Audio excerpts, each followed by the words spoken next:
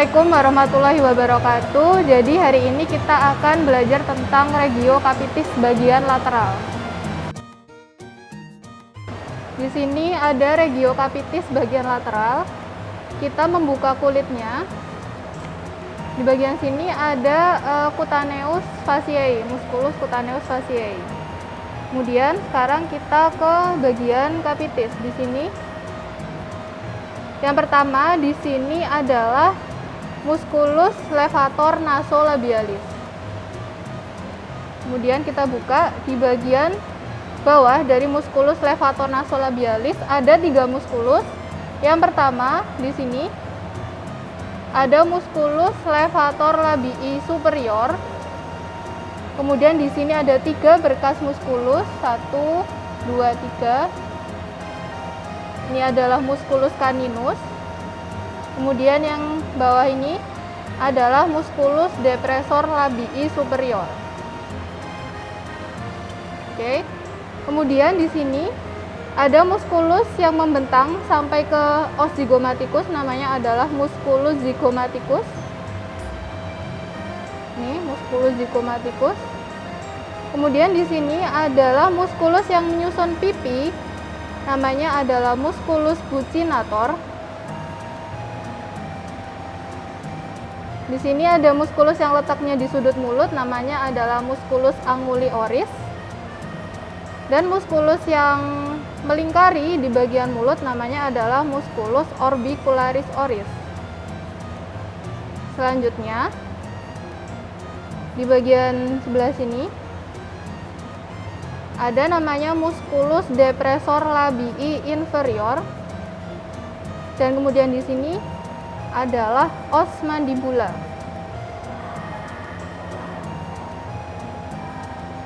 Selanjutnya, di antara os mandibula, di antara 2 os mandibula ada os, namanya ada musculus, namanya adalah musculus mylohyoideus. Dia mengisi celah di antara 2 os mandibula. Oke, kemudian sekarang kita ke bagian fossa masseterica. Di sini ada musculus yang mengisi fossa masseterica, namanya adalah musculus masseter. Jadi kalau pada ruminansia, musculus ini dia berkembang dengan baik karena dia melakukan kegiatan memamah biak. Ini musculus masseter. Kemudian di bagian sudut mata ada musculus, namanya adalah musculus malaris. Dan musculus yang melingkari mata namanya adalah musculus orbicularis oculi. Kemudian ada musculus yang membentang dari mandibula hingga ke sternum bagian dada, namanya adalah musculus sternomandibularis. Kemudian muskulusnya ini ada tendonya juga di sini, namanya adalah tendo musculus sternomandibularis. Oke. Kemudian di sini ada bentukan lemak, namanya adalah corpus adiposus extraorbitalis. Kemudian di sini ada bentukan kornua, ada tanduk, di sini ada auricula atau telinga. Kemudian di sini ada bentukan tulang rawan, namanya adalah cartilagus scutularis. Nanti di sini akan terbentuk beberapa muskulus yang saling menghubungkan satu sama lain sehingga bisa menggerakkan telinga. Di sini yang pertama ada muskulus yang menghubungkan antara glandula parotis dengan auricula, namanya adalah musculus parotido-auricularis. Musculus yang menghubungkan antara frontal dengan cartilagus scutularis namanya adalah musculus fronto-scutularis. Kemudian di sini adalah musculus yang menghubungkan antara cartilagus scutularis dengan auricula, namanya adalah musculus scutulo-auricularis. Selanjutnya di bagian leher sini ada muskulus yang menghubungkan antara leher, leher atau serviks dengan bagian cartilagus scutularis, namanya adalah musculus cervicoscutularis. Kemudian di sini bagian leher ada muskulus yang menghubungkan antara leher dengan auricula. Namanya adalah musculus cervico-auricularis. Kemudian di sini ada muskulus yang menghubungkan antara zygomaticus dengan auricula. Namanya adalah musculus zygomatico-auricularis. Oke, selanjutnya di sini ada glandula parotis. Glandula parotis ini dia fungsinya untuk menghasilkan kelenjar ludah. Glandula parotis kita buka, di baliknya ada limfoglandula. Namanya limfoglandula parotis, bentuknya seperti kacang. Kemudian di sini ada saluran yang menghubungkan glandula parotis. Namanya adalah ductus parotidus. Kemudian di bagian kaudal dari glandula parotis ada limfoglandula. Sini namanya limfoglandula retropharyngeal. Selanjutnya di bagian profunda dari glandula parotis ada beberapa muskulus. Yang pertama di sini ini namanya adalah musculus occipitohyoideus. Kemudian di sini ini namanya adalah musculus stylohyoideus. Kemudian di bagian bawahnya musculus stylohyoideus ada musculus digastricus atau musculus biventer.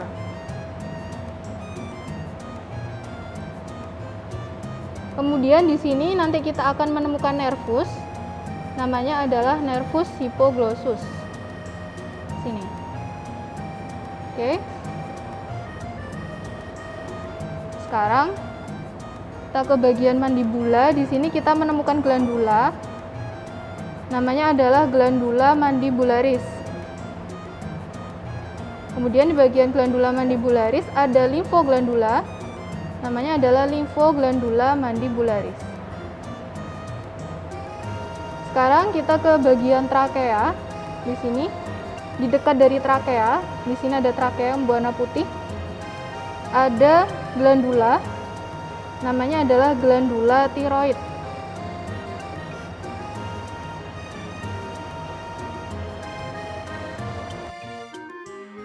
Selanjutnya, sekarang kita memasuki bagian vaskularisasi. Di sini ada vena dan ada arteri. Kita ke arteri terlebih dahulu. Di sini ada arteri yang namanya adalah arteri carotis communis. Dia diiringi oleh nervus, namanya adalah nervus vagus. Selanjutnya, kita ke sebelah sini.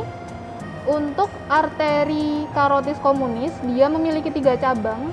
Yang pertama adalah ini, namanya adalah arteri lingualis. Dia ke arah lingua atau lidah. Kemudian di sini namanya adalah arteri auricularis caudalis. Dia mengarah ke bagian kaudal dari auricula. Selanjutnya yang agak ke profundus, di sini bagian dalam, dia mengarah ke maksila. Namanya adalah arteri maxillaris.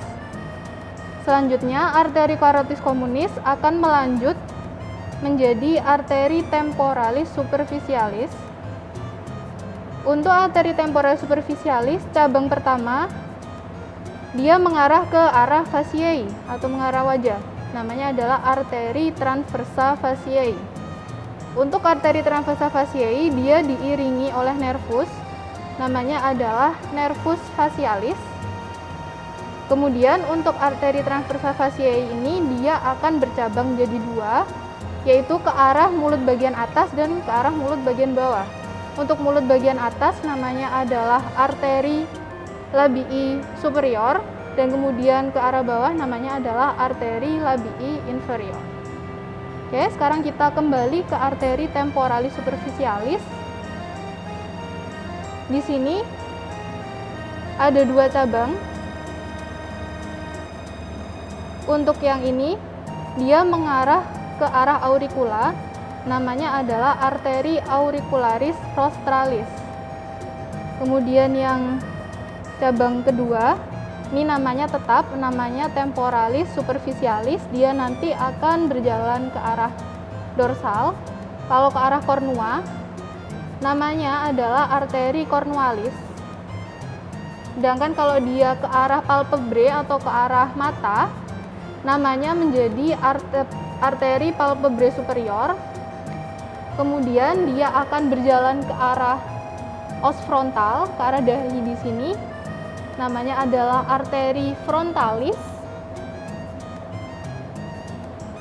Kemudian jika berjalan ke arah bagian dorsal dari nasi atau bagian dorsal dari hidung, namanya menjadi arteri dorsalis nasi. Sini.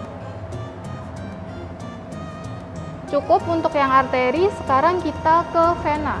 Karena vena dia arahnya dari organ menuju ke jantung, jadi kita mulai dari sini dulu.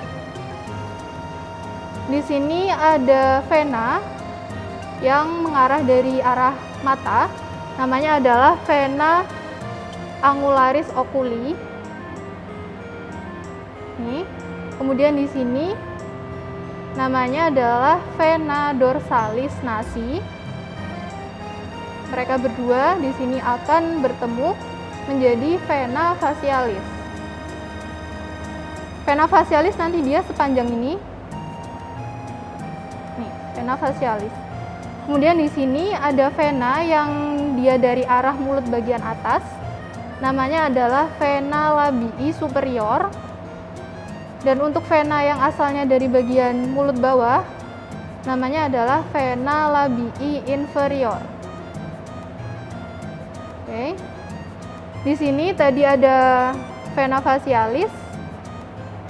Kemudian di bagian bawah dari mandibula, di sini kita akan menemukan vena lingualis. Yang mana nanti dari vena lingualis dengan vena facialis, mereka akan bermuara menjadi satu. Namanya adalah vena linguofacialis.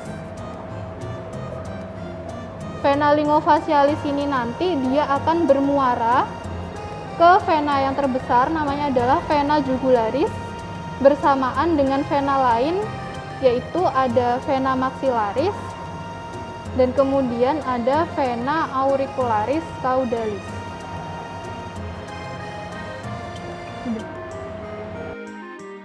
Terima kasih, sudah cukup sekian untuk hari ini. Kita belajar regiocapitis bagian lateral. Selamat belajar.